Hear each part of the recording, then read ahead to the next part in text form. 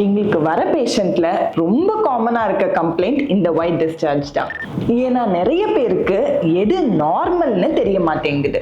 Immediately after periods white discharge எப்போதுமே கம்மியா இருக்கும். அதுக்கப்புறம் ஒரு 12th or 13th டே போல கொஞ்சம் கொஞ்சமா ரைஸ் ஆகும். 14th டே அன்னைக்கு ஒரு ஸ்ட்ரெச்சபிளான ஒயிட் டிஸ்சார்ஜ் இவ்வளோ தூரம் கூட ஸ்ட்ரெச் ஆகும். நீங்க யூரின் பாஸ் பண்ணும்போது ஒரு த்ரெட் மாதிரி ஒரு ஒயிட் டிஸ்சார்ஜும் பார்க்க முடியும். அதுக்கப்புறம் ஒயிட் டிஸ்சார்ஜ் கொஞ்சம் திக்கா ஆயிடும். பிஃபோர் யோர் பீரியட்ஸ் கொஞ்சம் ஸ்டிக்கியா இருக்கும். இது எல்லாமே நார்மலான ஃபைண்டிங்ஸ் தான். ஸோ நான் சொல்ற இந்த சிம்டம்ஸ்லாம் இருந்துச்சுன்னா நீங்க கண்டிப்பா டாக்டரை பார்க்கணும். ஸோ உங்களுக்கு ஒயிட் டிஸ்சார்ஜ் கிரீனிஷாவோ ப்ரௌனிஷாவோ இருக்கக்கூடாது. திக்கா தயிர் மாதிரி நிறைய குவான்டிட்டியில இருக்கக்கூடாது.